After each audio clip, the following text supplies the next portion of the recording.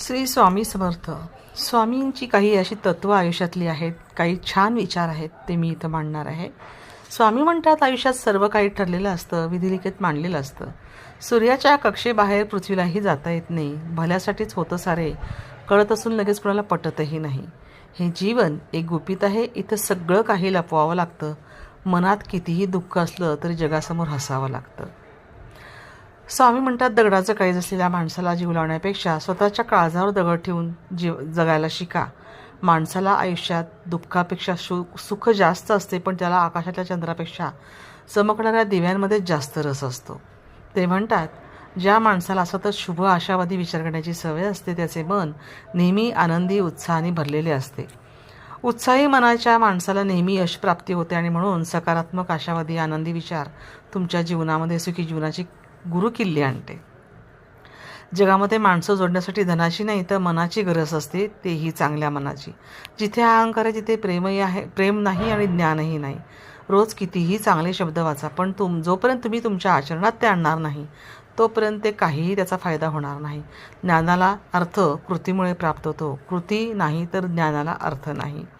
दुःख घेऊन आनंद व्यक्त करणं म्हणजे जीवन आणि कष्ट करून फळ मिळवणं म्हणजे व्यवहार. स्वतःचं जगून दुसऱ्याला जगू देणं म्हणजे सहानुभूती आणि माणुसकी शिकून माणसासारखं वागणं ही अनुभूती. वेळ मिळालाच तर कधी स्वतःचे चरित्रसुद्धा आरशात बघावे. चेहरा तर रोज 10 वेळा आपण पाहतच असतो. ते म्हणतात, माझ्या प्राणप्रिय स्वामी भक्तांनो, जोपर्यंत सेवेकरीच्या मनात आशेचे पंख आहेत, अंतःकरणात जिद्द आहे, डोळ्यासमोर खुले आकाश आहे आणि कलियुगात साथ आहे, तोपर्यंत स्वामी समर्थांची साथही तुम्हाला आहे. प्रत्येक क्षण तुमचाच आहे. जगामध्ये माणसं जोडण्यासाठी धनाची नाही तर चांगल्या मनाची गरज असते. जेवढी गर्दी जगामध्ये वाढते तेवढे लोक एकटे पडत आहेत. कोणीही कोणाच्या जवळ नाही, हीच मोठी समस्या आहे आणि म्हणून जगण्यात पौर्णिमा कमी आणि अमावस्या जास्त आहे. मी मोठा तू छोटा हा एकच विचार माणसाला चांगला बनवून देत नाही. लोखंडाचा कोणी नाश करू शकत नाही, त्याचा गंज हेच त्याच्याच नाशाचे कारण असते. आणि माणसाला कोणी हरवू शकत नाही, पण त्याचे विचार आणि त्याचा अहंकार हेच त्याला हरवतात. पण फार विचित्र आहे, आपण चुकतो तेव्हा तडजोड करायला बघतो, इतरांशी चुकीचे वागतात तेव्हा न्यायाची अपेक्षा करतो.